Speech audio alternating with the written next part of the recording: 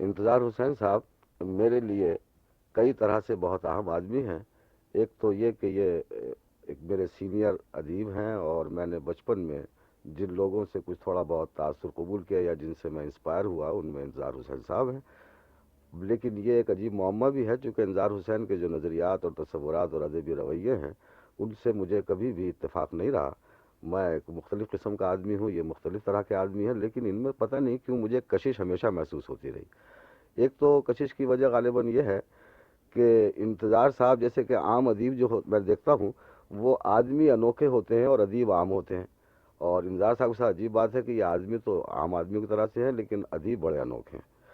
और ये अनोखापन शायद मुझे अपनी तरफ खींचता है, और मैं बार बार जब भी कभी इनकी कोई तहरीर देखता हूँ तो बड़ा मुझे एक कैफियत महसूस होती है। इसके बावजूद कि जगह जगह जिन नज़रियात का मैं हामिल हूँ, उस पर चोटें, उसका मजाक और उसको नज़र कम से देखने का एक तरीक़ा जो ख़ास इनका है, और बहुत ही शगुफ्ता अंदाज से जब ये लिखते हैं तो महसूस होता है कोई ज़ेर लब एक मकालमा जारी है, और वो मुझे हमेशा अच्छा लगा। कल ही मैं एक किताब ये लाए थे, अहमद मुश्ताक का मजमुआ, उसका मैं देखा तो सलीम से मैंने कहा कि देखो यार, ये जो तरीक़ा इनके लिखने का है ये बहुत अच्छा लगता है, इसके बावजूद कि बेहद मुझे इख्तिलाफ है इस तहरीर से। और यही हाल इनका इनके अफसानों में होता है। अफसानों में भी इन्होंने अजीब तरह से एक चौंकाने वाली बात बज़ाहिर जो है वो कही कि साहब वो अफसाने का आगाज़ जो हम समझते हैं मुंशी प्रेमचंद से, उसको इन्होंने कहा वो अफसाने का ज़वाल है। अब मैं बड़ा परेशान कि भाई ज़वाल तो उस चीज़ का होता है जो पहले से मौजूद हो, और उसकी कोई तारीख़ हो, उसका कोई इर्तिक़ाई मनाज़िल से वो गुज़रा हो। मुंशी प्रेमचंद तो अव्वलीन लोगों में से हैं। और फिर मैंने गौर किया कि ये सिर्फ चौंकाने के लिए नहीं कहा, शायद इसमें कोई थॉट प्रोवोकिंग बात होगी। तो महसूस करने के बाद मालूम ये हुआ, चूँकि इंतज़ार हुसैन साहब एक ख़ास कल्चर, एक तहज़ीब के रचे हुए आदमी हैं, और वो कल्चर और वो तहज़ीब गालिबन जैसा कि मैं समझता हूँ, हज़रत मोइनुद्दीन चिश्ती अजमेरी ने जो मुसलमानों के कल्चर की दाग बेल डाली थी हिंदुस्तान में, और जो उस खानवादे ने परवान चढ़ाया था, और उसी से ये मुतासिर हैं। वहाँ हकीकत निगारी जिसका आगाज़ प्रेमचंद ने किया, या वो नेचुरल और कॉन्क्रीट लाइफ के बारे में लिखना बग़ैर किसी नज़रिए के जो दूसरे लोगों ने किया, वो दोनों चीज़ें बिल्कुल कोई अहमियत नहीं रखती।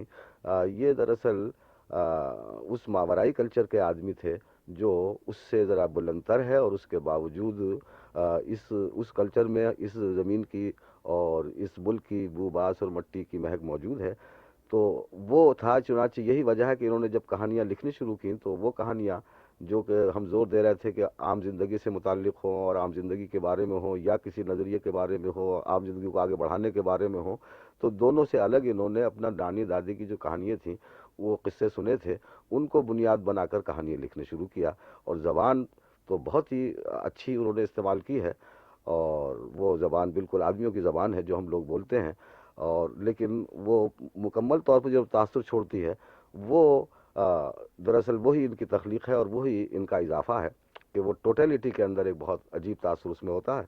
तो शुरू में इन्होंने वो कहानियाँ लिखी, तो अब मैंने समझा कि ये जो ये नानी दादी की कहानियों को बुनियाद बनाकर कहानियाँ लिख रहे हैं, दरअसल इसका ताल्लुक भी उस तहजीब से है जो ये आम अकली तहजीब जिसे हम कहना चाहिए, रैशनल तहजीब जिसका हम रिवाज दे रहे हैं, उससे वो कुछ अलग है। फिर उन्होंने उसके बाद उससे आगे बढ़ने के बाद कुछ अलामती किस्म की जर्द कुत्ता वगैरह टाइप की कहानियाँ लिखी। लेकिन मज़ा यह है कि इन्होंने खुद ये कहा कि मेरा अलामती कहानियों से कोई ताल्लुक नहीं है। तो मैंने कहा भाई, अभी जैसे इन्होंने पहले ये कहा था कि वो जवाल हो गया मुंशी प्रेमचंद से, अब ये अलामतें हमें नज़र आ रही हैं, और ये कह रहे हैं ये अलामती कहानी से मेरा ताल्लुक नहीं है। फिर गौर किया गया तो मालूम ये हुआ कि ये अलामती कहानी वाकई इस अंदाज में अलामती नहीं है जो हमारे मॉडर्न सेंसिबिलिटी के नुमाइंदा लोग जिससे पेश करते हैं, जो 100% मेटेरियलिस्टिक थिंकिंग का नतीजा होती हैं। बल्कि इन कहानियों के पसे पुष्ट हमारे सूफिया और औलिया के दास्तानें और रिवायतें और कहानियाँ मौजूद थीं, उनको बुनियाद बनाकर इन्होंने कहानियाँ लिखी हैं ये। उसके बाद फिर और आगे इनका सफ़र चला, और कुछ कुछ बुद्धिस्ट ट्रेडिशन तक पहुंच गया। तो अब उसमें भी एक जुमला मुझे इनका अजीब चौंकाता रहा कि साहब, मैं तो खोयों की तलाश करता हूँ, रफ्तगा की तलाश में रहता हूँ। भाई ज़िंदगी तो हमारी बहुत आगे बढ़ती जा रही है, कब तक हम खोओं को ढूंढते रहेंगे, कब तक रफ्तगा की तलाश में रहेंगे? तो ये क्या बात है, क्या ये ज़िंदगी से बिल्कुल कट ऑफ है? तो जुमले से तो ये महसूस हुआ था कि ये बिल्कुल माजी परस्ती शायद करेंगे और हमारी ज़िंदगी से कट कर कुछ लिखेंगे, लेकिन ऐसा नहीं है। उसको भी जब हम गौर से देखते हैं तो ये इनका तरीक़ा है, और माजी का जो रिश्ता है वो उनके उस कल्चर से और उस तहजीब से बहुत ज़्यादा है जिसमें वो सांस ले रहे हैं, जो उनके यहाँ रचा हुआ है। لیکن اس کے باوجود انہوں نے، میں محسوس کرتا ہوں، ہماری نئی زندگی کو یا نئے تقاضوں کو بالکل نظر انداز نہیں کیا. اس کے ڈھنڈورے کو اور اس کے نقارے کو ضرور برا بھلا کہا ہے. وہ غیر ارادی طور پر آیا تھا. خود جو، جیسا میں نے عرض کیا، کل جو میں دیکھ رہا تھا ان کا دباچہ، اس میں نظریے وظریے کے کا مذاق وذاق تو خاصا بڑا اڑو لیا ہے کہ وہ فلسفہ اور نظریہ اور یہ اور وہ کچھ نہیں ہے. لیکن بعد میں وہ ساری باتیں اس میں آ بھی گئی ہیں تھوڑی بہت دوسرے انداز سے. تو یہ ان کا طریقہ ہے کہ پبلسٹی یا پروپیگنڈے کے طور پر کوئی چیزیں نہ کہی جائیں. اب یہ طریقہ تھا، اور اس کا چونکہ رشتہ ایک کلچر سے ملا ہوا تھا. یہاں پر پاکستان میں آنے کے بعد عجیب صورتحال ہے کہ وہ کلچر جس کے نام پر یہ ملک حاصل کیا گیا، چونکہ یہ ملک صرف مذہب کے نام پر حاصل نہیں کیا گیا. اگر صرف مذہب کا مسئلہ ہوتا تو عرب ورب سب ہمارے ساتھ ہونے چاہیے، سارا ایک ملک ہونا چاہیے. افغانستان، ملیشیا، انڈونیشیا سارے مسلمان ملک ہیں. لیکن صرف ایک مذہب ایسا نہیں تھا کہ جس کی بنیاد پر یہ ملک بنا ہے، بلکہ ایک پورا کلچر تھا. اور جیسا کہ میں نے عرض کیا کہ اس کلچر کی داغ بیل حضرت معین الدین چشتی نے ڈالی تھی. اب جب یہ اس کلچر کی باتیں بعض اوقات اولیاء کے حوالے سے، بعض اوقات کربلا کے حوالے سے، بعض اوقات دوسری چیزوں کے حوالے سے اپنے کہانیوں بیان کرتے ہیں، اور زبان وہ لکھتے ہیں جو ایک مخصوص زبان اردو کی ٹھیٹ، جسے اردو ٹھیٹ کرنا چاہیے. لوگ کہتے ہیں آپ تو میرٹھ کی زبان لکھتے ہیں صاحب، اور آپ یہ کرتے ہیں. وہ میرٹھ کی زبان نہیں ہے بھائی، وہ دراصل ٹھیٹ اردو ہے. اور ٹھیٹ اردو کا تعلق ہمارے اس کلچر سے ہے جس کلچر کے انتظار صاحب آدمی ہیں. تو مجھے اب یہ ساری باتیں تو میرے تاثرات انتظار صاحب کے بارے میں تھے. عرض یہ کرنا ہے کہ ان کی دو چار ہی مضمون میں نے دیکھے، زیادہ نہیں، شاید لکھے بھی کمی ہیں. تنقید کے سلسلے میں کہتے ہیں میں نقاد نہیں ہوں، حالانکہ بہت خوبصورت تنقید کرتے ہیں. تو کیا انتظار صاحب آپ کچھ خوفزدہ ہیں کہ اگر آپ تنقید لکھیں گے تو لوگ آپ کو اچھا افسانہ نگار نہیں سمجھیں گے؟ یا آپ یہ سمجھتے ہیں کہ افسانہ نگار ہونا الگ چیز ہے، اور وہ نقاد ہونا الگ چیز ہے، اور نقاد کوئی اور تنقید کوئی کریٹو چیز نہیں ہوتی ہے، کوئی بہت بری چیز ہوتی ہے، اور اچھا جو کریٹو آدمی ہے وہ تنقید نہیں کرتا ہے؟ کچھ اس قسم کے خیالات تو نہیں ہے؟ حالانکہ جہاں تک میرا خیال ہے، میرے اور آپ کے دونوں کے بزرگ عسکری صاحب تو کہتے یہ تھے کہ تنقید صرف وہ لکھ سکتا ہے جو تخلیق کے تجربے سے گزرا ہو تھوڑا بہت. آپ کا کیا خیال ہے؟ آپ تنقید سے کیوں پرہیز کرتے ہیں؟ نہیں، احمد حمدانی صاحب، میرا خیال یہ ہے، میں غالب کا ایک مصرع ہے نا کہ جی، جو ذرہ جس جگہ ہے وہیں آفتاب ہے. آفتاب ہے. جی تو یہ ذرہ جو آپ کے سامنے اس وقت بیٹھا ہے، جی تو افسانہ نگاری جی کے بل پر آپ کے سامنے آیا ہے. ہوں، تو میں سمجھتا ہوں کہ میرا جو مقام ہے، میری جو جگہ، چھوٹی موٹی جگہ ہے، جی وہ اسی افسانے کی دنیا میں ہے، اور یہی میرا اظہار کا ذریعہ ہے. ہاں، اب وقتاً فوقتاً ایسے موقع پہ پیش آتے ہیں جبکہ مجھے ادب کے بارے میں یا افسانے کے بارے میں اظہار خیال کرنا پڑتا ہے. ہر لکھنے والے کو جی اس سے سوال کبھی کیے جاتے ہیں، کبھی انٹرویو ہوتا جی ہے، جی جی کبھی کچھ کسی موضوع پر اسے لکھنا پڑتا ہے. جی، وہ لکھ تو دیتے ہیں میں آپ. بھی وقتاً فوقتاً لکھتا ہوں. تو اس کا مطلب یہ نہیں ہے کہ میں کوئی باقاعدہ نقاد کا مقام رکھتا ہوں. نہیں، مطلب اب یہ کہ یہ آپ ہے کہ نقاد اور میں، تخلیق کار کو الگ الگ سمجھتے ہیں کیا؟ نہیں، تخلیق کار الگ بھی ہوتا ہے، اور ایسا بھی ہو سکتا ہے کہ ایک لکھنے والا جو تخلیقی کام کر رہا ہے جی وہ نقاد بھی اپنی جگہ پر ہو. اگرچہ مثلا میرے ذہن میں ایک مثال آئی جسے میں اس معاملے میں بالکل مثال سمجھتا ہوں جی کہ تخلیقی فنکار بھی بہت بڑا ہے، لیکن جو تنقیدی مضامین اس نے لکھے ہیں جی اس نے بھی مجھے بہت انسپائر کیا. ایسی تنقید ہو تو سبحان اللہ. جی مثلا ڈی ایچ لارنس، جی. ہاں، ڈی ایس لارنس. یعنی لارنس کا جی مقام جو ہاں فکشن میں ہے ہاں، وہ تو فکشن آپ میں بھی ہے جانتے ہی ہیں، تنقید. وہ میں لیکن یہی جو کہنے اس والا نے تھا آپ سے بعد میں. مضامین لکھے ہیں، جی تنقید لکھی ہے، وہ جی ایسی تنقید ہے کہ جو باقاعدہ آپ کے فقہ قسم کے نقاد ہیں جی جی ہاں ان کی تنقید کے مقابلے میں مجھے اس کی تنقید، لارنس کی تنقید جی، بہت بہت رفع اپیل اور کرتی ہے، اعلیٰ اور نظر بہت آتی ہے. اعلیٰ درجے کی وہ تخلیقی کے مرتبہ رکھتی ہے دراصل. تو عرض یہ ہے کہ میرا معاملہ یہ ہے کہ میں تو اگر کبھی ادب پر اظہار خیال کرنا پڑے یا افسانے پر تو وہ میرے تاثرات ہوتے ہیں. جی وہ جو نقاد سے ایک تقاضا کیا جاتا ہے کہ ایک معروضی انداز کے ساتھ جی وہ تجزیہ کرے جی کسی ادب پارے کا، جی تو وہ تجزیاتی ذہن شاید میرا ہے ہی نہیں. جی تو میں اس طریقے سے، اور نہ میں اس طریقے سے معروضی رویہ اختیار کر سکتا جی ہوں. جی میرے تو اپنا یعنی ایک لکھنے والے کی حیثیت سے میرا تحریر کے بارے میں ایک رد عمل جی ہوتا ہاں ہے، جی ہاں جی ہاں کبھی حق میں اور کبھی خلاف. جی ہاں تو میں غیر جانبدار نہیں رہ سکتا جی ادب کے معاملے میں. جی جی میں جی ادب کے بارے میں بہت جانبدار آدمی ہوں. جی جی، وہ تو آپ کی طرف سے تو معلوم ہوتا ہے. جی ہاں. یہ غیر جانبداری کا جو تقاضا ہے نقاد سے، وہ میں پورا نہیں کر سکتا، نہیں، اس انتظار لیے میرا صاحب، اپنا غیر آپ کو نقاد. جانبداری کا تقاضا اور یہ معروضی تحریریں، اس سے تو ہم بہت تھک گئے ہیں، بہت لکھی جا رہی ہیں، اور غالباً وہ اعلیٰ قسم کی تنقیدیں نہیں ہیں.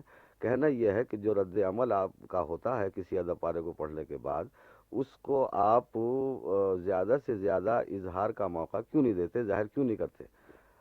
کیا جیسے کہ ہمارے عسکری صاحب تھے، آپ کو یہ تو خیال نہیں کہ عسکری صاحب جب تک افسانے لکھتے رہے، بہت اچھے افسانہ نگار رہے وہ ابتدائی افسانہ نگاروں میں، لیکن اس کے بعد جب انہوں نے تنقید شروع کی تو افسانے سے بیچارے محروم سے ہی ہو گئے، لکھنا بند کر دیا. ٹھیک ہے، کہ وہ یہ تو خوف پھر تو آپ کو نہیں ہو گیا کہیں؟ عسکری صاحب جو ہیں وہ تو بعد میں ایک وقت تک تو انہوں نے افسانے لکھے، افسانے لکھے جی. اس کے بعد تو وہ ہمارے یہاں ایک بڑے نقاد اور نقاد جی مفکر کی جی حیثیت ان کی ہو جی گئی. جی جی. تو میرا یعنی جو ہے یعنی میری کوئی اس قسم کی حسرت نہیں ہے کہ مطلب میں یہ مفکر بنوں یا نقاد بنوں. مطلب یہ حشر میری اپنا نہیں حسرت کرنا یہ ہے، چاہتے اپنا. میرا ارمان اور میری حسرت یہ ہے کہ میں اچھا افسانہ لکھوں، میرا یہ حشر تو نہ ہو اسی جائے. تگ و دو میں رہتا ہوں. اچھا نہیں، افسانے تو بڑا لکھتے ہیں. یہ ادب کی ایک محرومیت، چونکہ ہمارے یہاں جیسے آپ نے کہا کہ معروضی قسم کے لکھنے والے تو بے پناہ ہیں، وہ ادبی تحریریں نہیں ہوتی ہیں، وہ خطونی ٹائپ کی چیزیں ہوتی ہیں، کچھ ایسی ادھر یا بقول آپ کے کچھ فلسفے بگاڑتے ہیں، چول سے چول ملاتے چلے جاتے ہیں فلسفوں کی، وہ تو تنقید نہیں ہے. ادب کے طالب علم کو جو نیا نیا ادب میں شامل ہو رہا ہے، اپنے ذوق کی وہ تربیت کرنا دیکھیے چاہتا ہے. بات یہ ہے جی کہ جب میں کسی ناول کو یا شاعری کی کتاب کو پڑھتا جی ہوں تو میری بالکل ایسا ہے کہ یا تو میری اس سے بہت دوستی ہو جاتی ہے یا جی. بہت دشمنی ہو دشمنی ہو جاتی ہے. جاتی ہے. یہ میرا بالکل ذاتی یعنی تعلق اس سے قائم ہوتا ہے، ہاں. دوستی کا یا دشمنی کا یا بیزاری کا. جی جی. تو اب نقاد کو تو اس طریقے سے نہیں ہونا چاہیے. نہیں تو آپ میرے خیال میں مجھے ان کانٹوں میں گھسیٹے ہی نہیں، میں گھسیٹنے کی بات نہیں کر رہا، میں تو جہاں صرف میں یہ ہوں میں مجھے تو رہنے دیں. ایک نقصان کی طرف اشارہ کر رہا ہوں کہ آپ کو میں کانٹوں میں نہیں گھسیٹ رہا. کہنا یہ ہے کہ کچھ تو ہوتے ہیں یہ آپ کے تنقید پیشہ کا کام میں نے سلیم احمد کے لیے اور چھوڑ سلیم دیا احمد کا سلیم احمد نے بھی دراصل وہ حق ادا نہیں کیا. آپ زیادہ کر سکتے ہیں اس کے لحاظ سے. کہنا یہ ہے کہ جو نئے طالب علم ہیں ادب کے، ان کو ذوق کی تربیت دینا ہے، وہ تربیت یہ معروضی قسم کے نقاد ہرگز نہیں دے سکتے. دیکھیے اگر میں نے اچھا افسانہ لکھا ہے جی تو پڑھنے والے کی ذوق کی تربیت اس افسانے سے ہوگی، میری تنقید سے نہیں ہو سکتی. نہیں، اس افسانے کی تربیت میرے خیال میں تخلیقی ادب جو ہے وہ ذوق کی تربیت کرتا ہے، جی اور تنقید اپنی جگہ پر بے شک بڑا اہم مقام رکھتی ہے. ذوق کی تربیت کبھی تنقید سے نہیں ہوتی، نہیں، وہ پیشہ ورانہ تنقید سے تخلیقی نہیں ادب ہوتی، سے ہوتی ہے. تخلیقی تنقید بھی تو ہمارے ہوتی ہے. یہاں جو یہ جی تصور ہے کہ جی نقاد جو ہے جی وہ قاری کو راستہ دکھاتا ہے اور قاری کے تربیت کرتا ہے، قاری کے مذاق کو مانتا ہے، جی میں سمجھتا ہوں کہ یہ بالکل غلط بات ہے. جی اور اس لیے اس گمان میں لوگ تنقید زیادہ پڑھنے جی لگتے ہیں، بعض جو جی دانشور قسم کے نوجوان ہوتے ہیں. جی حالانکہ ادب کی افہام و تفہیم اگر آپ کو پیدا کرنی ہے، جی اس کے بارے میں ایک نظر اگر پیدا کرنی ہے آپ جی کو، اور جی کوئی ذوق کی تربیت کرنی ہے، جی تو سیدھے آپ تخلیقی ادب سے رجوع کیجئے. جی جی یہ واسطہ جو ہے درمیان میں، جی یہ واسطہ آپ کے زیادہ کام نہیں آ سکتا، ایک جی حد تک کام آ ایک سکتا ہے. ہفتہ. اچھا انذار صاحب، یہ جو بالکل آخر میں آپ کا جو موقع ہے، تو یہ تو آپ نے دستاویزی قسم کی جیسے بستی وغیرہ لکھی ہے، اس میں وہ کام ہے آپ کا. یا یہ کہ کچھ داستانوں کو کے ٹکڑوں کو یا داستانوں کے کچھ کہانیوں کو بنیاد بنا کر آپ جو لکھتے ہیں کہانیاں، اس کی ضرورت آپ نے کیوں کر محسوس کی؟ یعنی داستانوں کو اثر نو ان کو زندہ کرنے کی یا اس کو نئی زندگی دینے کی ضرورت آپ نے کیوں محسوس کی ہے؟ نہیں، وہ انہیں داستانوں کو نئی زندگی دینے کا یعنی میرے یہاں کوئی جذبہ اور خواہش نہیں ہے. تو اگر اس قسم کی کوئی کہانی، یعنی میں نے یہ بھی کوشش نہیں کی ہے کہ میں داستانوں کو ری رائٹ کروں، جی وہ تو اس طریقے سے کوئی جی کہانی میں نے نہیں لکھی ہے. لیکن یہ کہ اگر میں داستان پڑھ رہا ہوں جی اور ایک مجھے کوئی اس میں سے ایک کوئی کہانی اس قسم کی نظر آتی ہے جس میں مجھے ایک معنی کا ایک جہان نظر آئے، جی جی جی اور مجھے یہ احساس ہو کہ میں جو اس وقت بیٹھا ہوا ہوں اور میں جی اپنے زمانے میں سانس لے رہا ہوں، جی اور یہ کہانی مجھے آج بھی بہت یعنی بامانی اور برمحل اپنے زمانے کے اعتبار سے نظر آ رہی ہے، یا کسی انسانی صورتحال کے حوالے سے، انسانی رشتوں کے حوالے سے نظر آ رہی ہے، جی تو میں اس میں ایک سفر شروع کر دیتا ہوں اسی جی کہانی کے اندر. جی جی تو اس سفر، وہ سفر ہوتا ہے میرا عزم ہے جب میں جو اب لکھتے ہیں آپ. جی اس کو بنیاد بنا کر کہانی لکھتا ہوں. جی ہاں جی ہاں وہی. تو اب اس کی کیا شکل بنتی ہے، میں اس کہانی سے آغاز کرتا ہوں اور کہاں پہنچ جاتا ہوں، یہ تو آپ جانیں. جی ہاں یہ تو لیکن وہ تو میرا گویا ایک مقام، وہاں سے ایک سفر شروع ہوتا ہے کہ یہ کہانی مجھے آگے کہاں لے جائے گی اگر میں اس پر سفر شروع کروں. جی ہاں. اور وہ جو آپ کا پھر وہ جو افسانہ ہوتا ہے یا جو کچھ تحریر ہوتی ہے اس سے، تو وہ اس سفر ہی کی دراصل ایک صورت ہے. جی آپ کی ہسٹری صورت ہے اس کی. یا یہ بھی ہوا ہے داستانے پڑھتے ہوئے نہیں، کبھی صوفیہ کے کوئی ملفوظات پر پڑھ رہا ہوں، جی ہاں جی ہاں کبھی کلام پاک کو پڑھتے ہوئے مجھے احساس ہوا کہ یہ آیت جو ہے یہ مجھ سے کیا کہتی ہے. جی ہاں. اور پھر میں نے اس آیت کے حوالے سے ایک سفر شروع کیا، تو وہ کہانی بن گئی. ہاں، مثلاً آخری آدمی میں آخری نے آدمی. جی اسی ہاں طریقے جی سے ہاں جی افسانہ لکھا تھا. جی ہاں جی ہاں. تو یہ جو لوگ آپ کو کہتے ہیں کہ آپ علامتی کہانی لکھتے ہیں، اور میرا جیسا یہ خیال تھا کہ یہ علامتی اس معنی کر نہیں ہے جس معنی کر آج کل کے لوگ علامتی کہانی لکھ رہے ہیں، تو بلکہ ان کا تعلق صوفیہ سے اور اولیاء سے ہے. آپ کا کیا خیال ہے؟ کیا آپ کی علامت نگاری کو جو لوگ علامت نگاری ماڈرن سینس میں لیتے ہیں وہ درست ہے؟ دیکھیے بات یہ ہے کہ علامتی کہانی، جب میں یہ کہتا ہوں کہ میں نے یہ میں چیزوں کو اس طریقے سے یعنی قبول نہیں کرتا کہ میں ان میں علامت تلاش کروں. جی میرے لیے چیزیں جو ہیں بنفسِ ہی جی مانی رکھتی ہیں جی اور بنفسِ ہی وہ مجھے اپیل کرتی ہیں. جی مثلاً آپ جن میں علامتیں تلاش کرتے ہیں، میں نے جی جس کا حوالہ دیا آپ جی نے دیواچے کا، جی احمد جی مشتاق جی سے جی کتاب کا، تو جی اس میں نے یہ شاید لکھا بھی ہے جی کہ بھائی دریا، پہاڑ، چڑیاں، جی جی یہ تو مجھے براہ راست گفتگو کرتی ہیں، میرا ان جی سے ہاں کلام ہے. جی ہاں جی ہاں اور میں جب انہیں قبول کرتا ہوں تو علامت کے طور پر نہیں. جی میرا یہ مسئلہ نہیں ہے کہ میں دریا کا ذکر کروں کہ ہاں دریا کسی چیز کی علامت بن جی جائے، ہاں جی ہاں وقت کی علامت بن جی جائے، جی یا کس چیز کی. جی میرے لیے تو دریا خود جو ہے وہ مکالمہ آپ سے ایک کرتا جہان ہے. مانی ہے، جی ہاں اسے. ایک حقیقت ہے. جی ہاں تو حقیقت ہے. میں اس دریا کو بیان کرتا ہوں. جی اب ایک سطح پر اگر میں سفر کر رہا ہوں اس جی دریا کے ساتھ جی اور اسے بیان کر رہا ہوں، جی وہ ایک سطح پر جا کر اس کی کوئی علامتی معنویت بن جائے، جی تو یہ میرے جو ایک سفر ہے جی وہ اس کی ایک منزل ہے. منزل ہے. مگر میں نے اسے علامت کے طور پر نہیں بلکہ ایک زندہ حقیقت کے طور پر قبول کیا ہے اور بیان کیا ہے. تو میرے خیال سے یہاں پھر ہمارے اور آپ کے علامت کے مفہوم میں ذرا تھوڑا فرق ہو جائے گا، چونکہ علامت جہاں تک ہمارا خیال ہے ہوتی ہی دراصل اشیاء کے ساتھ یا مناظر کے ساتھ ذاتی گفتگو اور ذاتی مکالمہ اور ذاتی اس کا احساس.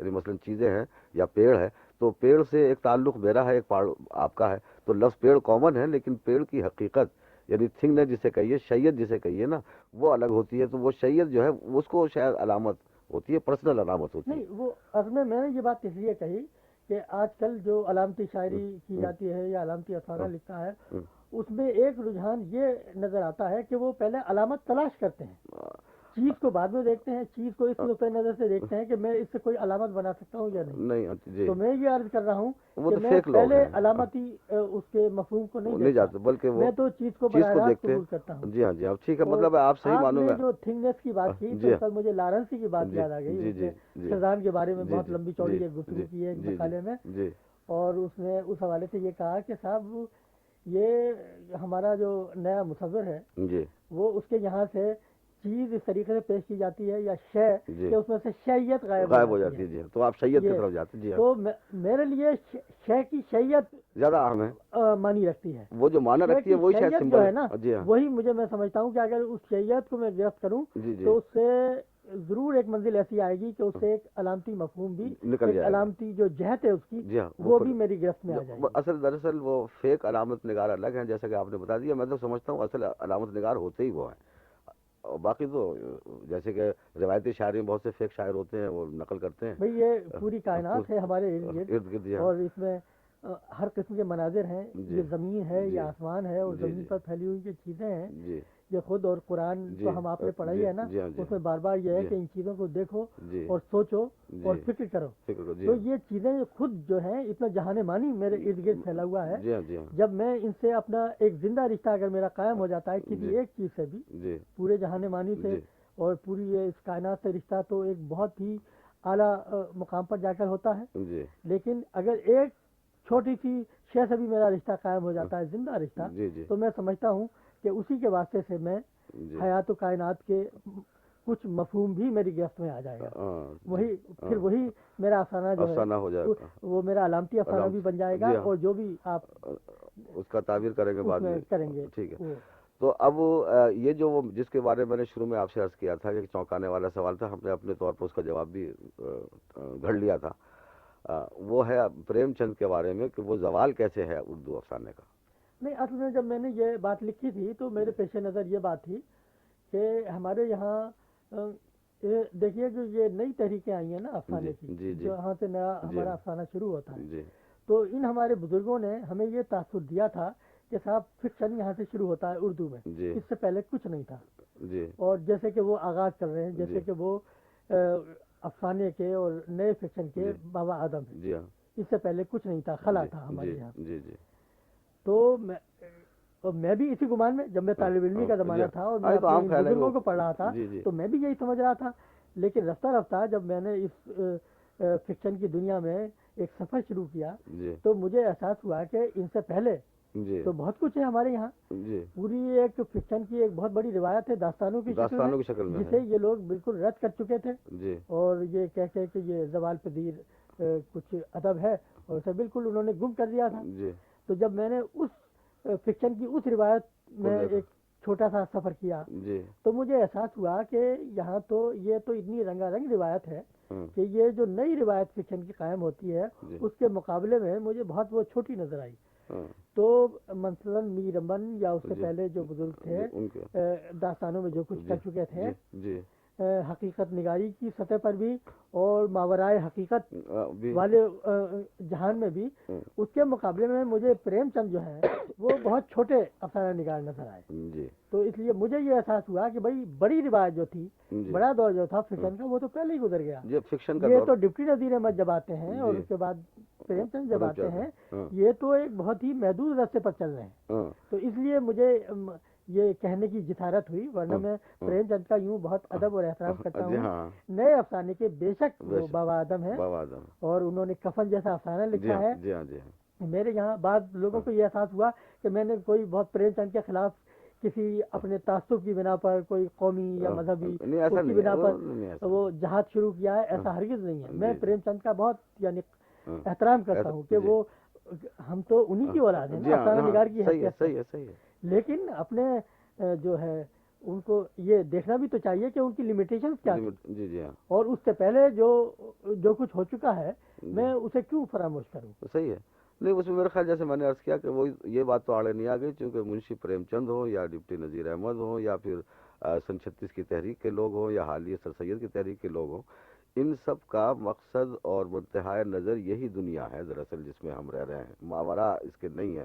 وہ اگر ماورا ہے تو وہ ایسے ہی وہ ضمنی اور ذیلی سی چیز ہے، اصل مقصد ہے اس دنیا کی ترقی، اس دنیا کی خوشحالی، اس دنیا کے مسائل اور ان کا حل تلاش کرنا، اور اپنے اس دنیا کے مسائل کا احساس اور شعور بیدار کرنا لوگوں میں، تو یہ مقصد دیکھیے تھا۔ یہیں سے فرق پیدا ہوا نا، جی ہاں پرانے ادب میں اور نئے ادب میں، یہی کہ یہ جو نیا ادب آیا جی اور بالخصوص افسانہ اور ناول جو شروع جی ہوا، جی تو اس میں حقیقت کا تصور بدل گیا۔ جی ہاں تو یہ تصور، حقیقت کا تصور داستانوں میں اور ہے، ہاں یہاں جی اور ہاں ہے۔ جی ہاں جی ہاں تو یہی جیسا کہ آپ نے میں نے فرمایا، کہا کہ تو یہ جو ہمارے بزرگ تھے، پریم چند ہوں یا ڈپٹی نذیر احمد یا ہوں، کوئی ہوں، ان کا تصور یہ تھا کہ یہ خارجی سطح پر جو کچھ نظر آ رہا ہے جی ہاں یہ یہی پوری حقیقت، حقیقت ہے۔ جی ہاں یہی یہ فرق تھا، ہمارے ارد گرد جو معاشی مسائل ہیں ہاں یا سماجی مسائل جی ہیں جی جی یا سیاسی مسائل ہیں، جی جی یہی سب کچھ ہے، انسانی کائنات ہے، جی یہی ہاں انسان کے مسائل ہیں، جی ہاں اس سے آگے کوئی مسئلہ نہیں ہے۔ مسئلہ نہیں یہ خارجی دنیا پوری دنیا ہے، ہے، جی ہاں یہی پوری حقیقت جی ہے۔ ہاں جی ہاں، اور لیکن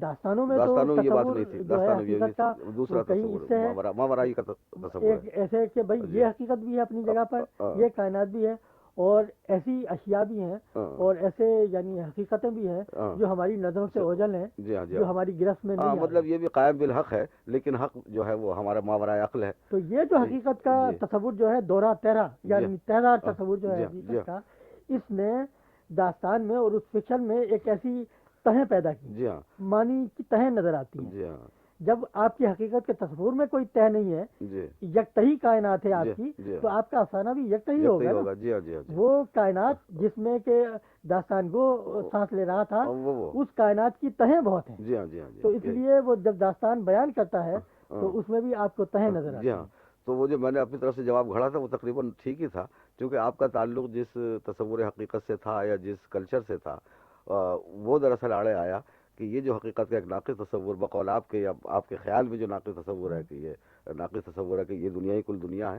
تو اس لیے آپ نے اس کو قبول نہیں کیا، اس کو پسند نہیں کیا۔ ویسے آرٹسٹ کی حیثیت سے، افسانہ نگار سے آپ اس کا احترام کرتے ہیں کہ وہ جی ایک بالکل، بہت یعنی نیا افسانہ کا جہاں بابا تک آدم ان ہے کے ہی۔ کرافٹ جی کا تعلق ہے، جی ہاں اور جب کہانی اچھی بناتے ہیں پریم جی چند جی تو احترام پیدا جی ہوتا ہے، ان کے لیے داد دیتے ہیں ہم۔ جی ان کا ناول ہے، ان جی کے ہاں ایک دو چند ایک افسانے ایسے جی ہیں۔ جی جی اچھا انذار صاحب، یہ جو آپ کھوئے وہ کی تلاش بہت دن سے کر رہے ہیں اور عمر گزر گئی کرتے ہوئے، تو کچھ آگے آنے والوں سے کوئی دلچسپی آپ کو نہیں ہے کیا؟ نہیں، جب میں پیچھے سفر کرتا ہوں جی تو مجھے یہ احساس ہوتا ہے کہ میں آگے کا سفر کر رہا ہوں۔ میں جتنا پیچھے جاتا ہوں اتنا ہی آگے پہنچتا ہوں. یہ کہ پیچھے جانے میں آگے جانے کا جو تصور ہے یہ میرے کبھی گلے سے نیچے اترتا نہیں. یہ مجھے آپ سمجھانے کی کوشش کریں کہ یہ کیسے ہے. دیکھیے سمجھانے کا معاملہ یہ ہے کہ میں تو خود سمجھنے کی کوشش کر رہا ہوں. اگر میں سمجھتا ہوتا نا یہ ساری پوری یعنی صورتحال کو تو جی پھر میں افسانہ کیوں لکھتا. جی جب ہم نے سمجھ لیا ایک بات کو تو ٹھیک ہے وہ تو بات اپنی جگہ پر طے نہیں ہو دیکھیے گئی. ایک یہ جیسے جو سارا سفر ہے اور یہ تگ و دو ہے میری پریشانی جی کہ ایک افسانہ لکھتا ہوں پھر مطمئن نہیں ہوتا پھر افسانہ لکھتا ہوں. جی تو اس کا مطلب یہ ہے کہ میں ایک جو صورتحال ہے جو جی ہے جس کی طرح میں اسے خود سمجھنے کی کوشش کر رہا ہوں. نظار صاحب دیکھیے مثلاً ایک یہ صورت ہے کہ ماضی کا ریورنس یا اس کا احترام ایک چیز ہوتی ہے اور ماضی کو پوجنا اور اس کی بات کرنا ایک چیز ہوتی ہے. تو بغیر ماضی کے احترام کے تو کسی مستقبل کی یا حال کی کوئی صورت بنتی نہیں ہے. احترام اپنی جگہ ہے لیکن یہ احترام اگر پرستش اور عبادت بن جائے یا بالکل ایک اسیر کر لے کسی کو ماضی تو وہ بات میرے خیال سے زندگی کے تقاضوں کے اور انسان کی فطرت کے شاید منافی معلوم ہوتی ہے. نہیں دیکھیے احمد حمدانی صاحب یہ ماضی کا احترام کیا ہوتا ہے یہ بات میری سمجھ میں نہیں آتی. جی کہ ماضی کا احترام یہ ہے کہ میں ماضی کو یعنی جزدان میں لپیٹ کر اس میں رکھ دوں طاق میں رکھ نہیں دوں نہیں یہ یہ تو نہیں ماضی کا احترام ہے. نہ نہیں ہوا. دیکھیے ماضی کا احترام اس صورت سے میں کہہ رہا ہوں جیسے کہ کنٹینیوٹی آف ہسٹری ایک تسلسل ہے تاریخ کا کہ وہ میں جو کچھ اس وقت بیٹھا ہوں یہ میں کوئی خلا سے پیدا نہیں ہو گیا ہوں بلکہ ماضی میں بہت سے انسانوں کے تجربے اور مشاہدے اور شعور اور کوششوں کے بعد میرا ذہن اور میری عقل اس لائق ہوئی ہے کہ میں اب یہ باتیں کر رہا ہوں یا میں اس صورت میں موجود ہوں. ایک زمانے میں پتے باندھے جنگلوں میں گھومتا تھا تو پتے باندھے ہوئے جنگلوں میں گھومنے والوں کو میں حقارت سے نہیں دیکھتا بلکہ ان کی ان کوششوں کو اور ان مساعی کا میں احترام کرتا ہوں جنہوں نے مجھے آگے بڑھنے میں یہاں پہنچانے میں مدد کی. تو اس کو حقارت سے دیکھنا یا اس کو کنڈم کرنا جو بہت سے جدیدیوں کا ایک طریقہ بن گیا ہے وہ تو غلط ہے. لیکن یہ احساس ہونا کہ ہم جو کچھ بھی ہیں اس میں ماضی شامل ہے اور ماضی کی وجہ سے ہیں اور یہ ہم کہیں الگ سے نہیں ہے چونکہ تاریخ ایک تسلسل کا نام ہے اس میں کوئی خلا یا گیپ نہیں ہوتا. تو یہ تو ہوا ریورنس ماضی کا کہ میں احسان مند ہوں کہ میری یہ صورتحال ماضی کی دین ہے اور اس لیے اس کا ایک مقام ہے اس کی میں عزت کرتا ہوں. اس میں ہمارے مذاہب بھی ہیں ہماری اور چیزیں بھی ہیں وہ سب آتی ہیں وہ سب محترم ہیں. ایک یہ ہے کہ اب جو صورت ہے جیسا ماضی نے مجھے یہاں تک پہنچایا ہے میرا بھی فرض ہے کہ میں آنے والوں کے لیے کچھ کر کے جاؤں. تو یہ تصور میں پوچھنا چاہتا تھا آپ کے یہاں یہ مجھے ذرا کم ملتا ہے. تو دیکھیے بات یہ ہے کہ جیسا آپ نے تو خود بہت وضاحت کر دی ہے کہ یہ ماضی جو ہے ہمارے حال سے الگ تو نہیں ہے. الگ تو نہیں ہے. میں جو اس وقت بیٹھا ہوں یہاں جی اور میں جو کچھ سوچ رہا ہوں تو میں سمجھتا ہوں کہ جتنا میں یہاں بیٹھا ہوں جی اتنا ہی میں گوتم بدھ کے زمانے میں ہاں بیٹھا جی ہوں. ہاں جی ہاں تو جو ایک میرے پیچھے جو ایک تاریخ ہے پوری تاریخ جی ہاں تو میں اس سے الگ تو نہیں الگ ہوں. نہیں میں ہے. اسی کا ایک جو ایک تسلسل چلا رہا ہے جی اسی میں سے جو ایک بلبلا ہے وہ جی میں ہوں.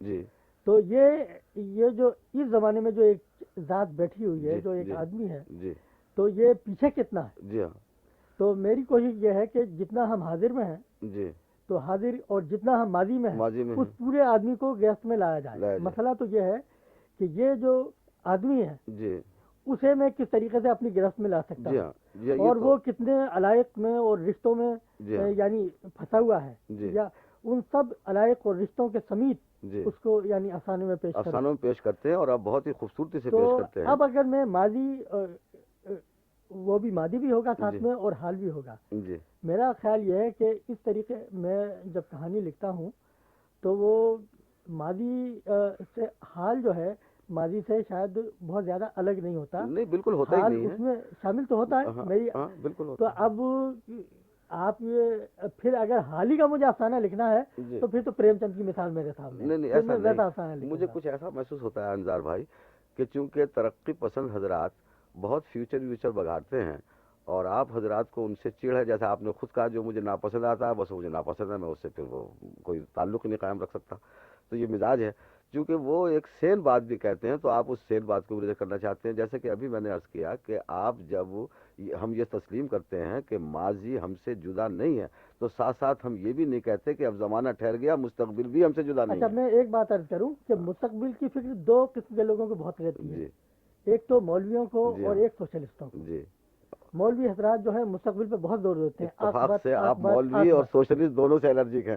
تو یہ جو عاقبت ہے جی یعنی اس دنیا میں جس طریقے سے ہم ہیں جی اسے فراموش کر کے وہ سارا زور جو ہے عاقبت پر ہے. جی یہ ان کا مستقبل ہے. جی ہاں اور ایک سوشلسٹوں کا مستقبل ہے ہاں جی کہ ہاں ایک وہ سورج طلوع ہوگا اور ایک جی قسم کے جو کلیشیز ہیں ان کے جی پاس ہاں ان کے حوالے سے وہ مستقبل کی جیسے عاقبت ایک مولویوں کے پاس ہے ایک عاقبت جو ہے فیوچر ان کے سوشلسٹوں کے پاس ہے. پاس ہے. جی ہاں جی ہاں تو میں یہ سوچتا ہوں ہاں. ان کے کہ بھائی اگر میں ماضی اور حاضر میری گرفت میں آ جاتے ہیں جی تو اس سے خود بخود جو ہے مستقبل جو ہے کسی حد تک میرے دل و دماغ میں منور ہوگا. ہاں تو مجھے عاقبت کی فکر نہیں کرنی چاہیے. یہ جو لمحہ جس میں میں جی بسر کر رہا ہوں جی جی جی اور اس لمحے کے اندر جو کچھ ہے جی اسے میں اپنی گرفت میں لاؤں. جی اصل مسئلہ اس جی لمحے کو اور گرفت یہ میں جو لانا. آج ذات سانس لے رہی ہے اسے گرفت میں لانے کا ہے.